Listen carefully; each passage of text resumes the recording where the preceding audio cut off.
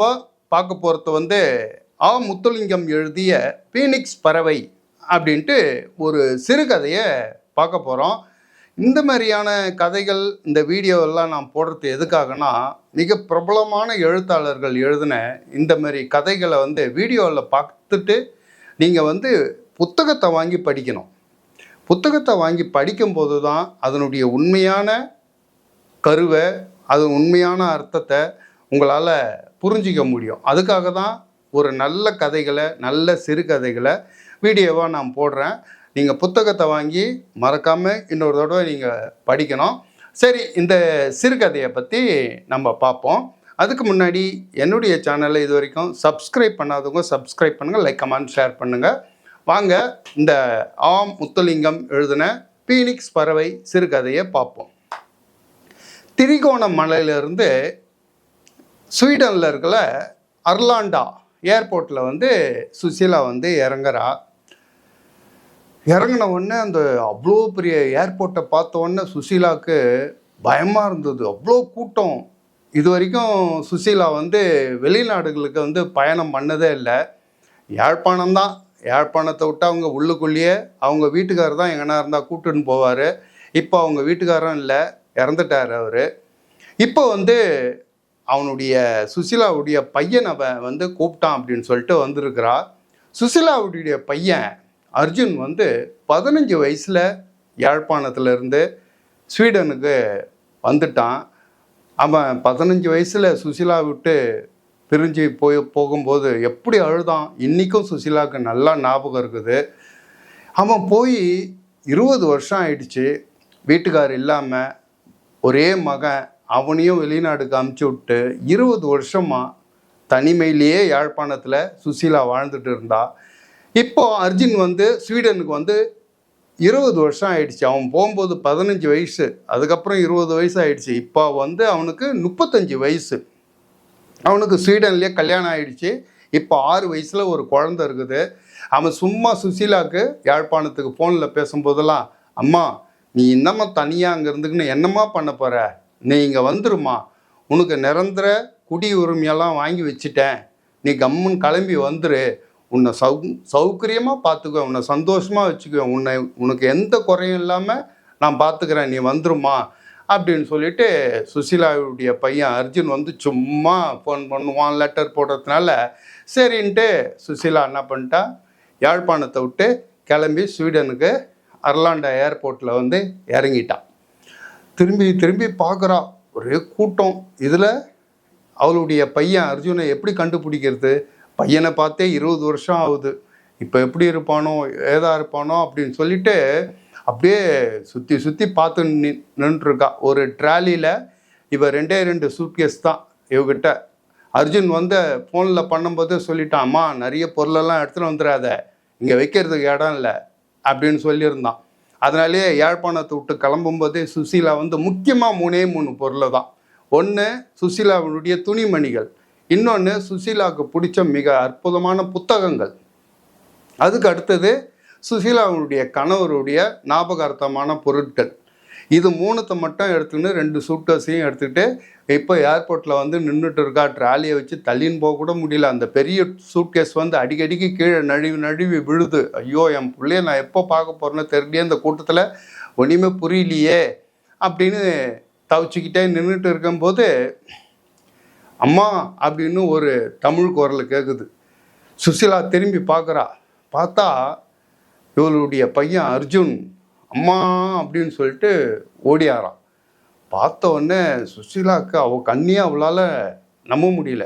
15-20 வருஷத்துக்கு முன்னே பிரிஞ்சு போன பையன், அப்போ அவனுக்கு மீசக்குள்ள முளைக்கலை, அப்படியே சின்ன வயசு குழந்த. அவன் இன்னைக்கு 35 வயசு, நல்ல உயரமாக வளர்ந்துருக்கிறான்.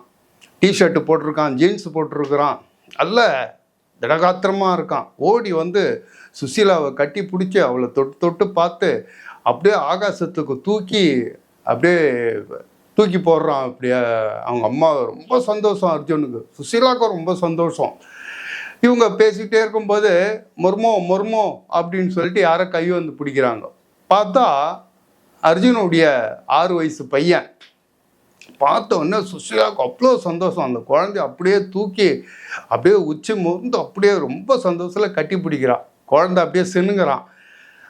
அர்ஜுன் பக்கத்தில் வந்து அர்ஜுனுடைய மனைவி சென்கா, அவள் வந்து ஒரு ஸ்வீடன்கார் பொண்ணு, ரொம்ப அழகாக இருக்கா. இப்போ கூப்பிட்டா கூட சினிமாவில் நடிக்க வைப்பாங்க பொழுது, நம்ம ஊர்லலாம் இருந்தால். ரொம்ப அழகாக இருக்கா பொண்ணு. தலை வந்து அவளுடைய முடி வந்து தங்க நிறத்தில் இருந்துதான். சுசீலாவுக்கு அவளுடைய மருமகளை பார்த்த உடனே பிடிச்சி போயிடுச்சு. ஆள் அவ்வளோ திடகாத்திரமாக ஒரு ஸ்போர்ட்ஸ் உமன் மாதிரி, ஒரு முகத்தில் பார்த்தீங்கன்னா ஒரு இயற்கையான ஒரு பாசாங்க இல்லாத சிரிப்பு, அவ்வளோ அழகாக இருக்கா. முக்கியமாக சுசீலாவுக்கு மருமகளை பார்த்தோன்னு, முக்கியமாக அவளுடைய இடுப்பை பார்த்தோன்னு, எவ்வளோ இடுப்பு ஒரு கையிலே பிடிச்சிடலாம் பொழுத, எவ்வளோ உடம்ப கட்டுக்கோப்பாக வச்சுருக்கிறா அப்படின்னு சொல்லிட்டு மருமகளை பார்த்தோன்னே ரொம்ப சந்தோஷம். இப்போ மகனும் அம்மாவும் பேசிகிட்டு இருக்குங்க அப்படின்னு சொல்லிட்டு மருமகன் என்ன பண்ணுறா, குடுகுன்னு ஓடி போய் கார் எடுத்து வந்து உடனே நிறுத்துறா. நிறுத்திட்டு சுசீலா எடுத்துன்னு வந்த சூட்கேஸை ஒரே கையில் தூக்கி பூ மாதிரி எடுத்து கார் டிக்கில் மருமகளே எடுத்து வச்சுட்டு காரையும் மருமகளே ஓட்டுறான். இப்போ பின் சீட்டில் வந்து சுசீலா நடுவில் உட்காண்ட்ருக்கா. இந்த பக்கம் பையன் அர்ஜுனு, இந்த பக்கம் பேரன், 2 பேர் கையும் பிடிச்சின்னு சுசீலாவுக்கு ரொம்ப சந்தோஷம். இப்போ கார் வந்து ஸ்வீடனுடைய ஹைவேல போயிட்டு இருக்குது. இப்போ வீட்டுக்கு போகிறாங்க கிளம்பி. இப்போது முதல்ல ஸ்வீடனை வந்து பார்க்கும்போது சுசீலாவுக்கு அவங்க ஊரையும் இந்த ஊரையும் கம்பேர் பண்ணும்போது அவளுக்கு ஒன்றுமே புரியல. உடனே அர்ஜுன் கிட்ட கேட்குறா, அர்ஜுன் என்ன அர்ஜுன், 2 பக்கமும் ஒரு விளம்பரம் கூட இல்லையே, இங்கெல்லாம் விளம்பரம்லாம் வைக்க மாட்டாங்களா அப்படின்னு கேட்குறா.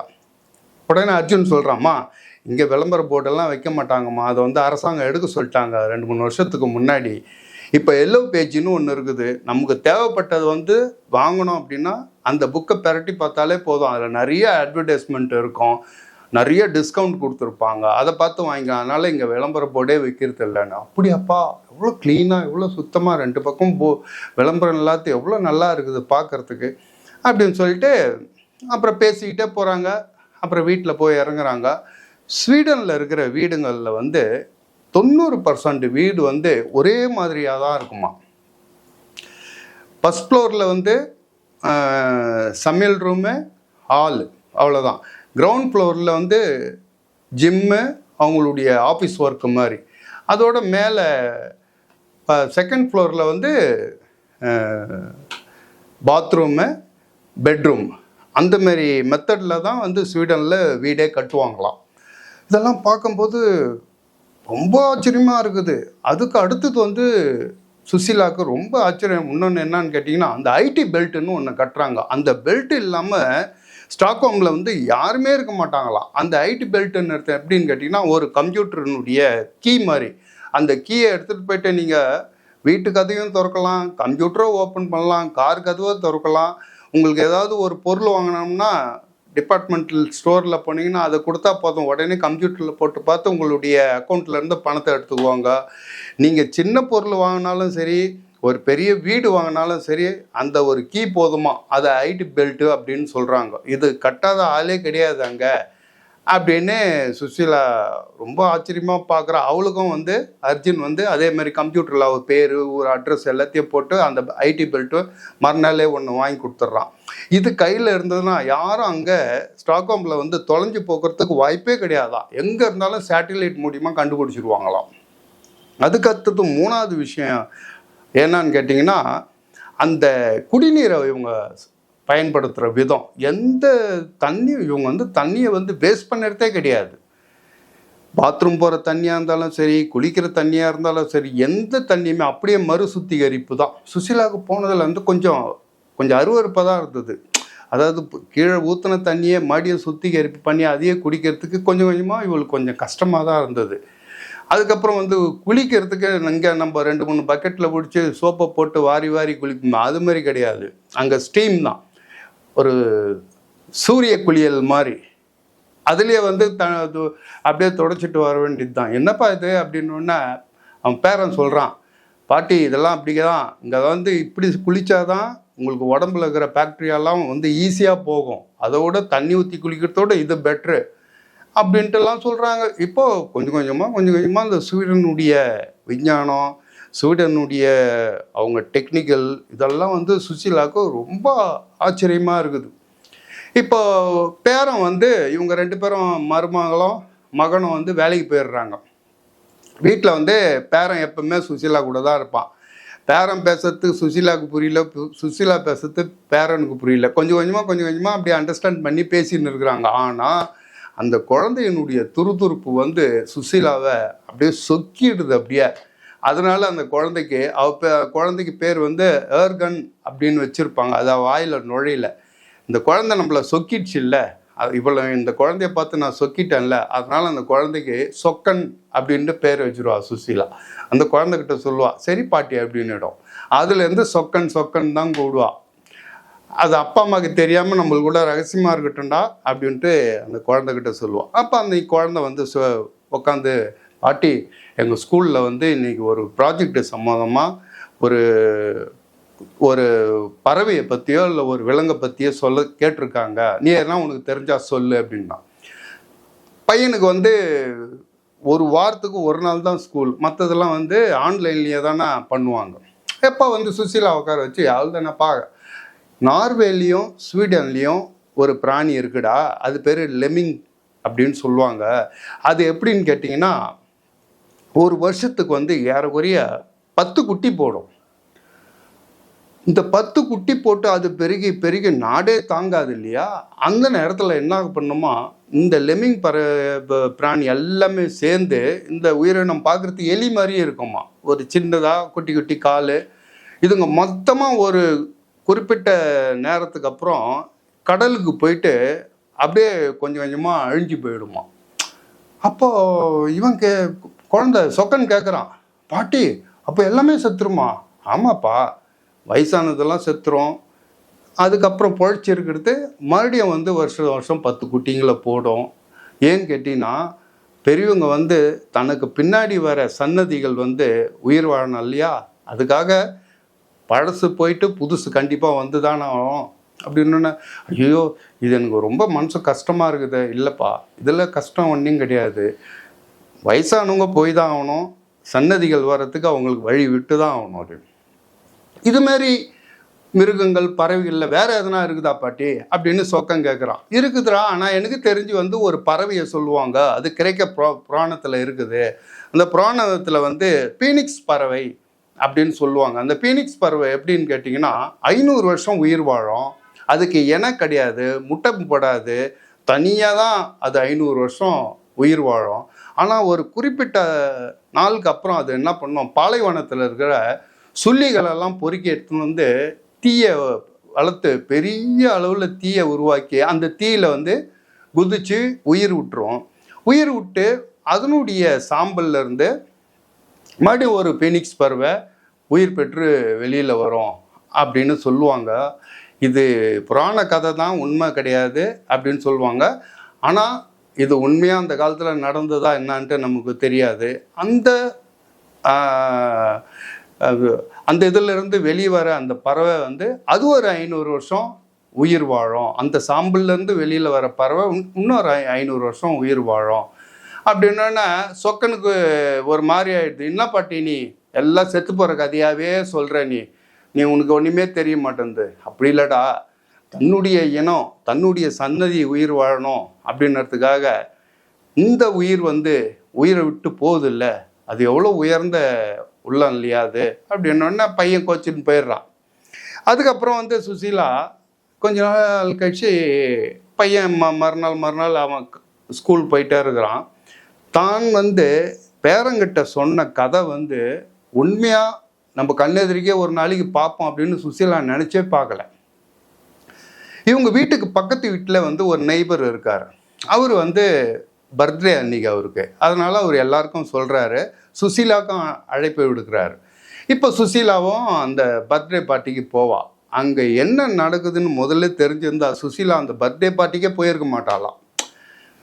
அந்த பர்த்டே பார்ட்டி வந்து பர்த்டே பாய்க்கு வந்து அன்றைக்கி 70 வயசு அவருக்கு. அந்த 70 வயசு முதியவர் வந்து எல்லாரையும் சிரிச்சிக்கினே வரவேற்கிறார். மொத்தம் 20 பேருக்கு தான் அவர் அழைப்பு விடுக்கிறார். பிறந்த நாளுக்காக. எல்லாரும் வராங்க, 20 பேர் உட்காந்துன்னு இருக்காங்க.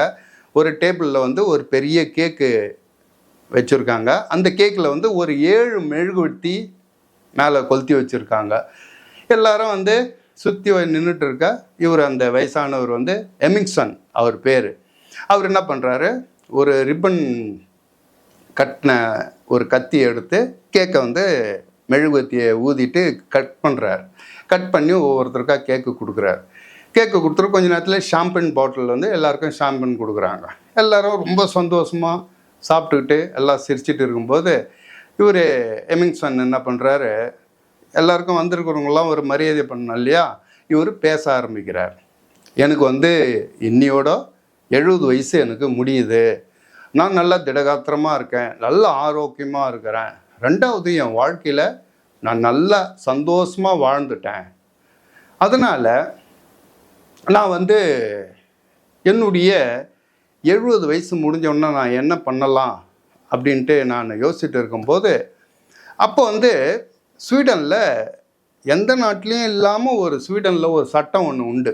அந்த என்ன சட்டம் அப்படின்னா, ஒரு தீராத வியாதி இருக்குது இல்லையா, ரொம்ப கஷ்டப்படுறாங்க ஒரு வியாதி வந்து அப்படின்னா, அவங்க விருப்பப்பட்டு கவர்மெண்ட்டுக்கு வந்து விண்ணப்பம் போட்டுறாங்கன்னு வச்சுங்க. நான் வந்து கருணை மரணம், கருணை கொலை நான் பண்ணிக்கிறேன், நான் செத்து போகிறேன் அப்படின்னு விண்ணப்பம் கொடுத்தா கவர்மெண்ட்டு ஒத்துக்குமா. அப்போது இன்னொரு சட்டத்தையும் கொண்டு வந்துடுறாங்க. அது என்ன சட்டம்னா, உங்களுக்கு 70 வயசு ஆயிடுச்சா, நீங்கள் இறக்கிறதுக்கு விரும்புகிறீங்களா, நீங்கள் கவர்மெண்ட்டுக்கு விண்ணப்பம் கொடுங்க, நாங்கள் நிறைவேற்றி வைக்கிறோம் அப்படின்னு ஸ்வீடனில் இன்னொரு சட்டமும் வந்துடுது. இப்போ அந்த சட்டம் வந்து அமுலில் இருக்குது ஸ்வீடனில். இப்போ எமிங்சன் என்ன சொல்கிறாரு, நான் சந்தோஷமாக வாழ்ந்துட்டேன், எனக்கு எந்த வித பிரச்சனையும் கிடையாது, அதனால் நான் கவர்மெண்ட்டுக்கு நான் வந்து கருணை மரணத்தை ஏற்றுக்கிறேன் அப்படின்ட்டு விண்ணப்பம் கொடுத்துட்டேன் அப்படின்னு சொல்கிறார். சொன்ன உடனே சுசீலா இதை கேட்ட உடனே திக்குன்னு தூக்கி வாரி போடுது. என்னது, 70 வயசு முடிஞ்சிடுச்சு, செத்து போகிறதுக்கு நீங்கள் விண்ணப்பம் கொடுத்தீங்களா அப்படின்ட்டு பார்க்குறா. ஆனால் அங்கே 20 பேர் உட்காந்து எல்லாம் சிரிச்சிட்டு இருந்தாங்க பாருங்கள். இவருடைய பையன், மருமக, பக்கத்து வீட்டுக்காரங்க, சொந்தக்காரங்க, யாரும் அதை பற்றி ஒன்றுமே பெருசாக அதிர்ச்சி அடையவே இல்லை. யார் கண்ணுலேயும் தண்ணி கிடையாது, யாரும் அழவே இல்லை இவர் இப்படி சொன்னதை கேட்டுட்டு. எல்லாரும் அதுக்கு பதில் என்ன பண்ணுறாங்க, சந்தோஷமாக கை தட்டி சிரிக்கிறாங்க, சந்தோஷப்படுறாங்க. என்னடா இது இப்படி இருக்குது அப்படின்னு சுசீலா அப்படியே அதிர்ச்சியில் பார்த்துட்டு இருக்கிறா. அப்புறம் எமிங்சன் சொல்கிறார், இது வந்து என்னுடைய கடைசி பர்த்டே, நான் வந்து விண்ணப்பம் கொடுத்துட்டேன், இதனால் இது எனக்கு கடைசி பர்த்டே அப்படின்னு சொல்லிட்டு, பர்த்டேக்கு வந்து மற்றவங்க வரவங்க தானே ப்ரைஸ் தருவாங்க, இவர் கடைசி பர்த்டேனால எல்லாருக்கும் இவர் பரிசு கொடுக்குறார். சுசீலாவுக்கு வந்து ஒரு பழங்கால நாணயம் ஒன்று கொடுக்குறார். இது வாங்கிக்கணும் நேராக வீட்டுக்கு வரோம். அர்ஜுன் சொல்கிறாம்மா, இந்த நாணயம் வந்து இந்த காயின் ரொம்ப விலை மதிப்பு இல்லாதமா, பத்திரமா வச்சுக்கோ அப்படின்றான். ஆனால் அதெல்லாம் அவளுக்கு பெருசாக தெரில. வந்து படுத்த உடனே அவள் யோசிக்கிறான், என்னடா இது 70 வயசு ஆயிடுச்சுன்னா செத்து போயிடணுமா, விருப்பப்பட்டால் செத்து போயிடலாமா, சரி அவர் தான் செத்து போகிறேன்ற விண்ணப்பம் கொடுத்துட்டாரு, அவன் பையனை அது தடுக்கலாம்ல, அப்பா வேணாம் அப்படின்னு சொல்லலாம்ல. இல்லையே, அவன் சிரிக்கிறானே, மருமகளும் சொல்லலையே, சொந்தக்காரங்களும் யாரும் சொல்லலையே, சரி இதுவும் விடுங்க, இந்த நாட்டு குடிமகன் அவன், அந்த அரசாங்கமே வந்து அதை ஏற்றுக்குது, இது என்ன நியாயம். இத்தனைக்கும் எமிங்சன் வந்து திடகாத்திரமாக இருக்கார், எந்த நோயும் கிடையாது அவருக்கு, இத்தனைக்கும் அவர் ஒரு விஞ்ஞானி வேற, ஸ்வீடனில் ஒரு பெரிய விஞ்ஞானி. அவர் கண்டுபிடிச்ச கண்டுபிடிப்புகள்லாம் வந்து குழந்தைங்களோட கல்லூரி பாடத்திட்டத்தில் இருக்கான். அப்படியேப்பட்ட மனுஷனை வந்து இப்படி பண்ணுறாங்களே அப்படின்னு சொல்லிட்டு அதை நினச்சி அப்படியே நினச்சிட்டே இருக்கா. அப்படியே தூங்கி போயிடுறா. மறுநாள் வந்து வீட்டில் பார்த்திங்கன்னா எல்லாமே சூரிய ஒளியில் தான், எல்லாம் சோலார் பேனல் தான் அங்கே சமையல் பண்ணுறது, அப்புறம் மற்ற விஷயங்கள் எல்லாம் அங்கே வந்து சோலார் தான். ஒரு காபி போட்டு குடிக்கணுன்னா கூட உங்களுக்கு கம்ப்யூட்டரில் தான் அது என்ன கொடுக்குதோ அதான்.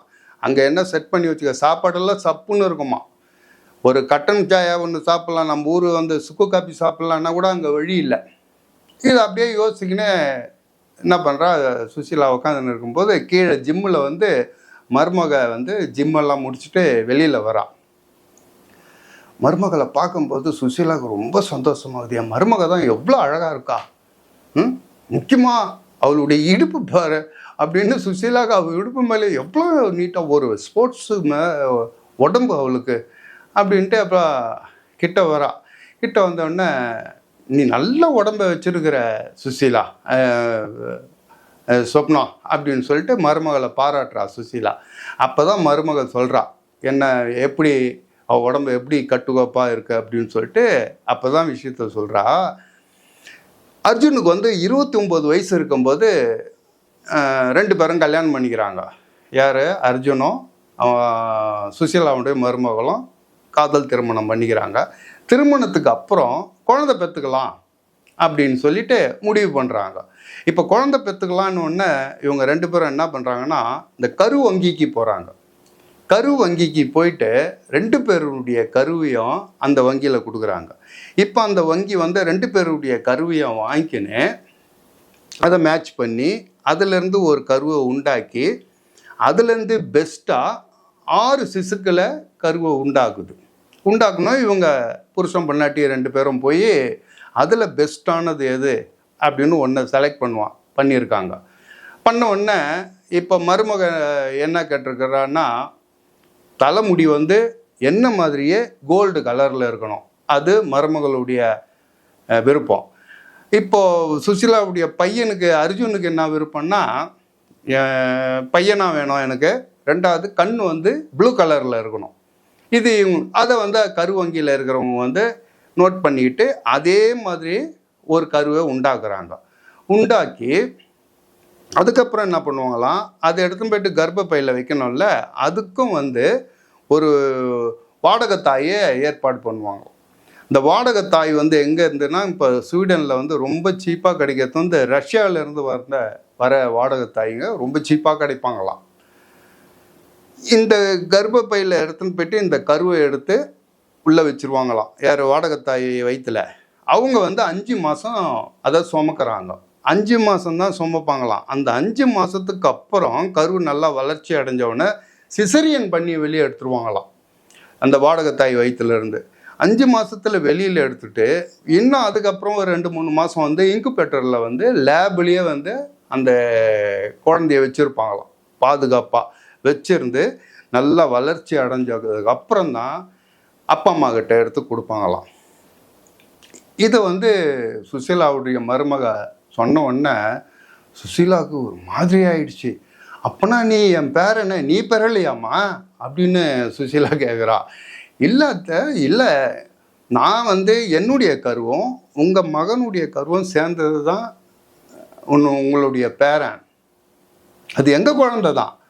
நடுவில் வந்து இதை வந்து சுமக்கிறதுக்கு ஒரு வாடகைத்தாய், வெறும் சுமக்கூலி தான் அவளுக்கு. அவள் 5 மாதம் சுமந்தா. அதனால் சுமக்கூலியாக நாங்கள் வந்து ஒரு 20,000 யூரோ வந்து அவளுக்கு கொடுத்துட்டோம். அவ்வளோதான். அவளுக்கு கொடுத்துட்டு இப்போ குழந்தைய சிசரியன் பண்ணி கொடுத்துட்டு அவள் போயிடுவாள். நாங்கள் கொடுக்குற பணம் வந்து அவளுக்கு 2 வருஷம் சந்தோஷமாக வாழ்வாள். இங்கெல்லாம் வந்து அதெல்லாம் ரொம்ப சர்வசாதாரணம். நிறைய பேர் இங்கே வராங்க வாடகைத்தாயா அப்படின்ட்டு சொல்லும்போது, இதெல்லாம் என்கிட்ட அர்ஜுன் கூட சொல்லவே இல்லையாம்மா, என் பேரன் இப்படி பிறந்தான் அப்படின்னு சொல்லிட்டு அப்படின்னு நினச்சிட்டே இருக்கும்போது அர்ஜுனும் ஜிம்மில் இருந்து வெளியில் வந்து, அம்மா இதெல்லாம் ஒன்றும் கிடையாதும்மா, ரொம்ப சாதாரண விஷயம். இங்கே வந்து எப்பவுமே வந்து டாக்டர்ஸ் வந்து சிசரியன் பண்ணுறத தான் ரெக்கமெண்டேஷனே பண்ணுறாங்க. சிசரியன் பண்ணுறது தான் தாய்க்கும் சேய்க்கும் ரொம்ப பாதுகாப்பானது அப்படின்னு சொல்கிறாங்கம்மா. அதனால நாங்கள் எல்லாமே அந்த மெத்தடை தான் இது பண்ணுவோம். இங்கே வந்து வாடகைத்தாயம் வந்து ரொம்ப சுலபமாக கிடைப்பாங்க. இங்கே வந்து அது இல்லாமல் அதுக்கு முன்னே வந்து ரஷ்யாவிலேருந்து வசதி இல்லாதவங்க தான் வருவாங்க. இப்போ வந்து ஜப்பான், அமெரிக்கா அங்கேருந்தெல்லாம் கூட வராங்க. ஆனால் அங்கேருந்து வந்து இந்த வாடகைத்தாயாக சம்மதிக்கிறவங்க வந்து என்ன பண்ணுவாங்கன்னா ஒரே ஒரு நிபந்தனை பண்ணுவாங்க. என்னன்னா, உங்கள் குழந்தைய நாங்கள் சுமக்கிறோம், எங்களுக்கு வந்து நீங்கள் சுமக்கூலின்னு சொல்லிட்டு எந்த கட்டணமும் கொடுக்க வேணாம். ஆனால் அதுக்கு பதில் எங்களுக்கு வந்து சிசரியன் பண்ணக்கூடாது, நாங்கள் வந்து இயற்கையாக தான் குழந்தைய பெற்று கொடுத்துட்டு போவோம் அப்படின்ட்டு ஒரே ஒரு நிபந்தனையை சொல்லுவாங்களாம். காரணம் என்னான்னு கேட்டிங்கன்னா, அவங்க இயற்கையாக குழந்தைய பெற்றுக்கிற அந்த எக்ஸ்பீரியன்ஸை அனுபவிக்கணும். குழந்தைய வந்து பெற்றுக்கிறனுடைய வலி, அதனுடைய வேதனை, அதனுடைய அனுபவம் அவங்களுக்கு தெரியணுன்றதுக்காகவே சிசரியன் வேணாம், எங்களுக்கு வந்து இயற்கையான முறையில் நாங்கள் உங்களுக்கு பெற்று கொடுப்போம் அப்படின்னு ஒரு நிபந்தனை. அதுக்கு பதில் நீங்கள் எங்களுக்கு கூலிலாம் எதுவுமே கொடுக்க வேணாம் அப்படின்றதெல்லாம் இங்கே சகஜமா. ஒரு அமெரிக்கன் லேடி அப்படி தான் இங்கே வந்து ஒரு குழந்தைய சுமந்து இயற்கையாக குழந்தைய பெற்ற அந்த அனுபவத்தை ஒரு நாவலாகவே எழுதி ஏகப்பட்டதை சம்பாரிச்சிட்டாவோ அப்படின்னு சொல்லி எல்லாமே சிரிச்சிட்டு இருக்காங்க. இப்போ இதெல்லாம் சுசீலாவுக்கு கேட்ட உடனே ஐயோ இந்த ஸ்வீடன் என்ன இப்படி இருக்குது, 5 மாதம்ன்றாங்க குழந்தைய சுமக்கிறது, நம்ம 10 மாதம் நிறுத்த கிடையாதா? இப்போ அதுலேயே வந்து டாக்டருங்க இன்னும் ட்ரை பண்ணுறாங்களாம் 3 மாதமாக ஆகலாமா அப்படின்னு சொல்லிட்டு. ஐயோ நாடு எங்கே போயிட்டுருக்குதோ, விஞ்ஞானம் எங்கே போயிட்டுருக்குதோ தெரியலையாப்பா அப்படின்னு சொல்லிட்டு இப்போ யோசிச்சுக்கிட்டே அப்படியே இருக்கிறா. அதுக்கப்புறம் வந்து இப்போ கொஞ்சம் கொஞ்சமாக இந்த ஸ்வீடன் மொழியெல்லாம் கூட சேர்ந்துக்கின்னு அப்படியே கொஞ்சம் கொஞ்சமாக கற்றுன்னு இருக்கா. ஒரு நாள் காலையில் வந்து வீட்டு உக்காந்துன்னு இருக்கும்போது மருமக எப்போதும் போல் ஜிம்மு முடிச்சுட்டு நேராக வெளியில் வந்து கம்ப்யூட்டரில் உட்காந்து அன்றைக்கி வந்து இமெயிலெலாம் பார்த்துன்னு இருக்கிறா. சுசீலா ஒரு வாரமாக உட்காந்துன்னு இருக்கா. இப்போ இமெயிலெலாம் பார்த்துன்னுக்கிற சுசீலாவுடைய மருமக திடீர்னு அழ ஆரம்பிச்சிடுறான். இப்போ சுசீலாவுக்கு வந்து அவள் யாழ்ப்பாணத்துலேருந்து இங்கே ஸ்வீடன் வந்ததுலேருந்து மருமகளை பார்த்துருக்கா. அவன் முகத்தில் எப்பவுமே ஒரு இயற்கையான சிரிப்பு தான் இருக்குமா. கள்ளங்கபடெல்லாம் சிரிச்சுக்கிட்டு தான் இருப்பா. யாருக்கிட்டையும் முகம் கோணி என் மருமக பேசுனதே கிடையாது.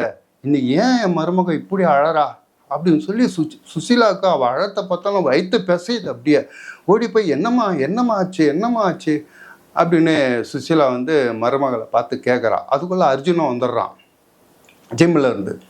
அர்ஜுனன் வந்து கம்ப்யூட்டரை பார்த்து அந்த மெசேஜை பார்க்குறான், அந்த இமெயிலை பார்த்தவொன்னே அவனும் சோகமாயிடுறான். என்ன அர்ஜுன் என்னாச்சு, ஏன் அழறா அப்படின்னு. பிரச்சனை இதுதான். அதாவது இப்போ பேரனுக்கு வந்து ஏறக்குறைய ஒரு 10 வயசு ஆக போகுது. இப்போ இவங்க வந்து 2வது குழந்தைக்கு அப்ளை பண்ணியிருக்காங்க. 2வது குழந்தைக்கு அப்ளை பண்ணணுமா, கவர்மெண்ட்டில் அவங்க பர்மிஷன் கொடுக்கணுமா. அந்த 2வது குழந்தைய அப்ளை பண்ணும்போது அதே மாதிரி தான் புருஷனும் பொண்டாட்டியும் போயிட்டு கருவங்கிக்கு போயிருக்காங்க. 2 பேர் கருவியும் கொடுக்குறாங்க. அதில் வந்து அவங்க நல்லதாக செலக்ட் பண்ணுறாங்க. மொத்தம் 16 சிசு உருவாகுறாங்க அந்த கருவங்கியில். அதிலிருந்து ஒரு பெஸ்ட்டான இதை ஒன்று புருஷனும் பொண்டாட்டியும் செலக்ட் பண்ணுறாங்க. இப்போ மருமக வந்து அதில் வந்து ஒரு பெஸ்ட்டான இது வந்து இதை எடுத்துக்கிறேன் அப்படின்னு சொன்னோடனே அதே மாதிரி தலைமுடியெலாம் தங்க நிறத்தில் நல்ல ஒரு ஆரோக்கியமான குழந்தை வேணும், எந்தவித நோய் நொடியும் இருக்கக்கூடாது அப்படின்னு நல்லதாக ஒன்று செலக்ட் பண்ணுறாங்க. செலக்ட் பண்ணோன்னா அப்போ அங்கே கருவங்கிலங்கப்பா நீங்கள் செலக்ட் பண்ணிக்கிற இந்த இது வந்து டென்னிஸ் வந்து இந்த குழந்தை நல்லா விளையாடுவா, பெண் குழந்தை, 2வது பெண் குழந்தைய செலக்ட் பண்ணுறாங்க. எல்லாம் பண்ணிக்கின்னே எல்லாம் செலக்ட் பண்ணி வச்சுருக்காங்க. ஆனால் இவங்களுக்கு வந்து பர்மிஷன் வந்து கவர்மெண்ட்டு கொடுக்கல. இது வந்து ஒவ்வொரு வருஷம் வெயிட்டிங் லிஸ்ட்டில் போட்டுக்கிட்டே இருப்பாங்களாம். ஏன்னா ஏற்கனவே நிறைய பேர் இந்த மாதிரி 2வது குழந்தைக்கு வந்து அப்ளை பண்ணியிருக்காங்க. அதில் தான் இவங்களுடைய பேர் போகுமா. இந்த வருஷம் போன வருஷம் இது பண்ணாங்க, முந்தின வருஷம் இது பண்ணாங்க, வரல. இந்த வருஷமாவது கண்டிப்பாக வந்துடும் அப்படின்ட்டு பார்த்துருந்தா இந்த வருஷமும் இவங்களுடைய கோரிக்கை வந்து நிராகரிக்கப்படுகிறது, ரிஜெக்ட் ஆகிடுது. இதை பார்த்துட்டா மருமக ஒரே ஓன்னு அழறா. உடனே சுசீலா சொல்கிறா அழாதம்மா அழாத.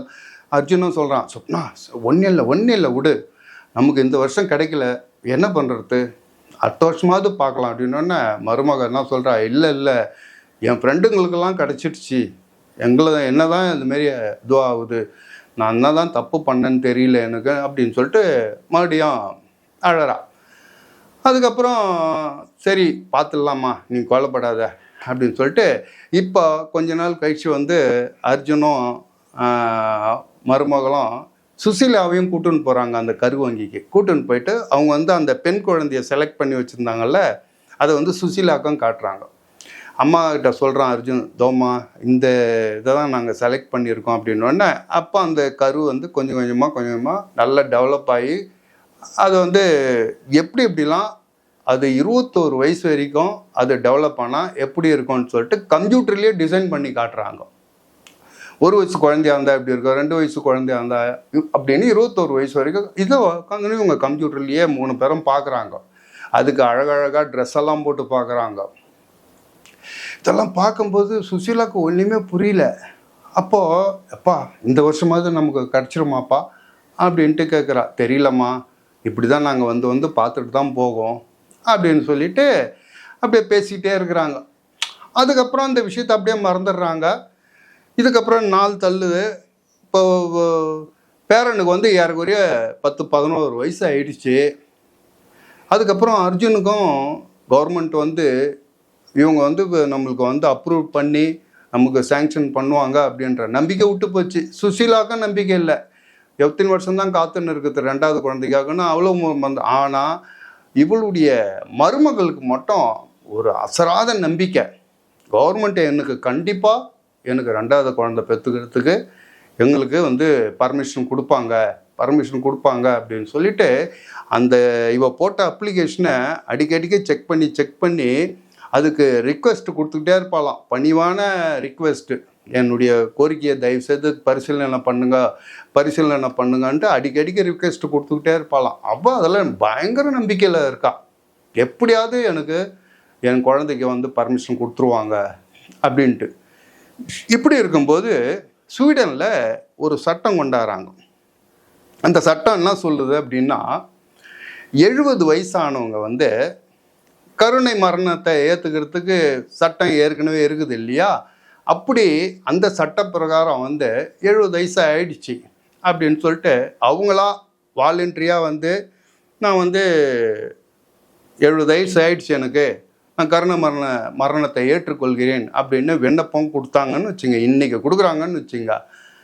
கவர்மெண்ட் என்ன சலுகை கொடுக்குதுன்னா, அவங்களுடைய இரத்த உறவு பையனோ பொண்ணோ யாராவது 2வது குழந்தைக்காக கவர்மெண்ட்டில் அப்ளை பண்ணி வச்சுருந்தாங்கன்னா, இந்த 70 வயசானவங்க கொடுக்குற விண்ணப்பத்தின் அடிப்படையில் பையனுக்கோ பொண்ணுக்கோ அவங்க வந்து 2வது குழந்தைய அப்ளை பண்ணியிருந்தாங்கன்னா, அந்த அப்ளைக்கு வந்து வெயிட்டிங் லிஸ்ட் இல்லாமல் உடனே அப்ரூவ்டு கொடுத்துட்றோம் அப்படின்னு புதுசாக ஒரு சட்டம் வருது.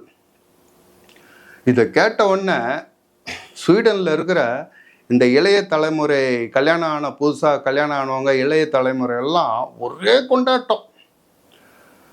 ராத்திரி முழுக்க கொண்டாட்டம், நாடு முழுக்க ஒரே கொண்டாட்டம். பார்லெல்லாம் வந்து இரவு முழுக்க ஷாம்பெயினை ஃப்ரீயாக கொடுக்குறாங்களாம். கவர்மெண்ட்டுக்கே வந்து ஒரு பெரிய ஆச்சரியம். இந்த சட்டம் வந்து நம்ம நாட்டு மக்களை இந்த அளவுக்கு சந்தோஷப்படுத்தும் அப்படின்னு சொல்லிட்டு கவர்மெண்ட்டே எதிர்பார்க்கலையாம். என்ன இவ்வளோ சந்தோஷப்படுறாங்களா அப்படின்ட்டு. காரணம், இந்த 2வது குழந்தைக்காக அப்ளை பண்ணாமல் கஷ்டப்பட்டுன்னு இருக்கானே, அந்தமாரி அவங்களுடைய சொந்தக்காரங்க யாராவது 70 வயசுல செத்து போயிட்டாங்கன்னா உடனே பெருசு போனோன்னா இன்னொரு சிறுசுக்கு ஒரு வழி விட்டா மாதிரி ஆகிடுது இல்லை, அந்த ஒரு சந்தோஷம். இப்போ சுசீலா வந்து பேரங்கூட ரொம்ப ஐக்கியமாயிடுறா. இப்போ ஓரளவு இப்போ ஸ்வீடன்லாம் நல்லா பேசவே ஆரம்பிச்சிட்டா. இப்போ பையன் ரொம்ப இணக்கமாயிடுறான் பாட்டி கூட. இப்போ வந்து அடுத்து வந்து 2-3 வாரத்தில் வந்து பிறந்தநாள் வருது சுசீலாவுக்கு. அன்றைக்கி சாயந்தரம் வந்து பேரன் சொல்லிட்டு போகிறான், பாட்டி உனக்கு வந்து சாயந்தரம் ஒரு பெரிய பார்ட்டி வச்சுருக்குறோம் அப்படின்னு. ஆனால் அவன் சொன்னதை வந்து சுசீலா அப்போ வந்து பெருசாக நினைக்கல. ஆனால் அன்றைக்கி சாயந்தரம் தான் தெரியும் அன்றைக்கி அவளுக்கு பிறந்த நாள். சுசீலா அவளுடைய ரூமில் அவகிட்ட இருக்கிறதுலையே ஒரு நல்ல உயர் ரக சாரியை வந்து கட்டிக்கிட்டு நல்லா ட்ரெஸ் பண்ணிக்கிட்டு கண்ணாடி முன்னாடி நின்றுட்டு பார்க்குறான். அவளுக்கு வந்து அன்னைக்கு 70வது பிறந்த நாள். கண்ணாடியில் பார்த்துட்டு, எனக்கு 70 வயசா, நம்பவே முடியலையே, நான் நல்லா இருக்கிறேனே, என் கணவர் என் கூட இருந்தால் எவ்வளோ நல்லா இருக்கும் அப்படின்ட்டு நினச்சி பார்த்துட்டு, கணவரை நினச்ச உடனே சுசீலாவுக்கு கண் கலங்குது அப்படியே. அப்புறம் கொஞ்ச நேரத்தில் எல்லாம் ட்ரெஸ்லாம் முடிச்சுட்டு கதவை திறந்துக்கின்னு ஹாலுக்கு வரான். அதே மாதிரி 20 பேரை கூப்பிட்ருக்காங்க பிறந்த நாளுக்கு, சுசீலாவுடைய பிறந்த நாளுக்கு. 20 பேர் சுற்றி உட்காந்துன்னு இருக்காங்க. இவக்கு ஹாலில் வந்தோடனே அத்தனை பேரும் எழுந்து நின்று ரொம்ப சந்தோஷமாக கை தட்டுறாங்க. மருமக உட்காந்துக்கிற பேரனை வச்சுக்கின்னு பக்கத்தில் பையன் உட்காந்துன்னு இருக்கிறான். சொந்த பக்கத்து வீடு எல்லாமே சுற்றி உட்காந்துன்னு இருக்கிறாங்க. அதேமாதிரி டேபிள் மேலே ஒரு பெரிய கேக்கு, 7 மெழுகுவர்த்தி சொருவி இருக்குது. சுசீலா என்ன பண்ணுறா, அந்த கத்தியை எடுத்து ரிப்பன் கட்டப்பட்ட அந்த கத்தியை எடுத்து கேக்கை கட் பண்ணுறா. கேக்கை கட் பண்ணி ஒரு பீஸா எல்லாருக்கும் ஒன்று கொடுக்குறா. கொஞ்ச நேரம் பொறுத்து ஷாம்பெயின் பாட்டிலை ஓப்பன் பண்ணி எல்லாரும் ஷாம்பெயின் குடிச்சு ரொம்ப சந்தோஷமாக இருக்கிறாங்க. இப்போது பர்த்டேக்கு வந்தவங்களுக்கு மரியாதை பண்ணுறதுக்காக இந்த எல்லாரும் எதிர்க்க வந்து ஒரு சின்ன சொற்பொழிவு ஒன்று, ஒரு பேச்சு, பர்த்டே கேர்ள் வந்து பேசணும், சுசீலா பேசணும். அந்த பேசுறதுக்காக சுசீலா எழுந்து நடக்கும்போது அவன் மகன் உட்காந்துன்னு இருக்கிறான் அர்ஜுன். அவன் கண்ணை பார்க்குறான். கண்ணை பார்க்கும்போது சுசீலாவுக்கு அப்படியே தூக்கி வாரி போடுது. சுசீலா இப்போ போய் பேசும்போது என்ன பேச போகிறா, என்ன சொல்ல போகிறா, என்ன அவள் சொல்லணும் அப்படின்றதெல்லாம் அர்ஜுனுடைய கண்ணில் இருந்ததோ. சுசீலா அப்படியே பையனை பார்க்குறா. அர்ஜுன், உன்னை மடியில் படுக்க வச்சுட்டு உன் கண்ணே நான் எத்தனை தடவை பார்த்துருக்குறேன் அர்ஜுன். உன் கண்ணில் இருக்கிற ஆழத்தை என்னால் கண்டே பிடிக்க முடியலையே அர்ஜுன். இன்றைக்கி வரைக்கும் கண்டுபிடிக்க முடியலையே. உன் கண் வந்து என்னை பார்த்து என்ன கேட்குது, உன் கண் வந்து என்கிட்ட என்ன சொல்லுது, என் அன்பு மகனே, நீ என்னை இப்போ பார்க்குற பார்வையில் நீ என்கிட்ட என்ன சொல்ல விரும்புகிற அப்படின்ட்டு கேட்க அவன் பார்க்குற பார்வையில் இவளுக்கு உடம்பே ஒரு மாதிரி ஆகி கால்கள் தள்ளாட மெல்ல அவர்களிடம் பேசுவதற்கு சுசீலா மெல்ல மெல்ல நடந்து சென்றாள் அப்படின்னு இந்த கதையை முடிச்சிடுறாரு முத்துலிங்கம். இந்த கதையில் சுசீலா அந்த உட்காந்துருக்கிற 20 பேர்கிட்ட போயிட்டு என்ன பேசலான்னு இந்த கதையை படிக்கிற வாசகர்கள் நாம் தான் வந்து கற்பனை பண்ணிக்கணும். என்ன போய் பேசுவா? ஒன்று, போய் அவளுக்கு 70 வயசு ஆகிடுச்சு. ஸ்வீடனில் இருக்கிற சட்டம் என்ன சொல்லுது, 70 வயசு ஆகிடுச்சா நீங்கள் வந்து கருணை கொலைக்கு அப்ளை பண்ணலாம். அப்படி அப்ளை பண்ணிங்கன்னா உங்களுடைய மகனோ மகளோ 2வது குழந்தைக்கு அப்ளை பண்ணி வச்சுருந்தாங்கன்னா, நீங்கள் இறந்துட்டிங்கன்னா உங்களுடைய அப்ளை வச்சு உங்களுடைய விண்ணப்பத்தை வச்சுக்கின்னு மகனுக்கோ மகளுக்கோ 2வது குழந்தைக்கு அவங்களுக்கு வெயிட்டிங் லிஸ்ட் இல்லாமல் உடனே சேங்ஷன் பண்ணிடுறோம். 2வது குழந்தைய அவங்க உடனே பெற்றுக்கலாம் அப்படின்னு அந்த சட்டம் வந்துடுச்சு. அதனால் நான் கருணை மரணத்தை ஏற்றுக்கொள்ளப் போகிறேன் அப்படின்ட்டு சொல்கிறதுக்காக போகிறாளா? அதை தான் அர்ஜுனுடைய கண்ணில் அம்மா அந்தமாரி சொல்லுமா அப்படின்னு கேட்குதா? சுசீலா அதை தான் கேட்குறா. அர்ஜுன், நீ என்ன சொல்ல வர அர்ஜுன்? உன் கண்கள், அன்பு மகனே, உன் கண்கள் என்னை பார்த்து என்ன கேட்கிறது அப்படின்னு தான் சுசீலா நினைக்கிறா. ஒன்று அப்படி சொல்லியிருக்கணும். ஆனால் எனக்கு இந்த கதையை படித்த உடனே ஒரே ஒரு கேள்வி தான் வந்தது, அர்ஜுன்கிட்ட கேட்கணும். அர்ஜுன், உங்கள் அம்மா வந்து யாழ்ப்பாணத்தில் இருக்கிற அந்த ஓட்டு வீடில் சந்தோஷமாக இருந்தாங்கல்ல அர்ஜுன்? அவங்களுக்கு வந்து வசதியாக இல்லை, ஒன்றும் கூட இல்லை, அவ்வளோதான். ஆனால் அவங்க சந்தோஷமாக இருந்தாங்க. ஆனால் உங்கள் அம்மாவை நீ என்ன சொல்லி கூப்பிட்ட?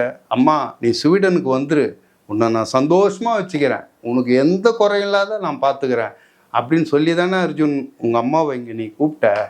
இங்கே கூப்பிட்டது எதுக்கு அர்ஜுன்?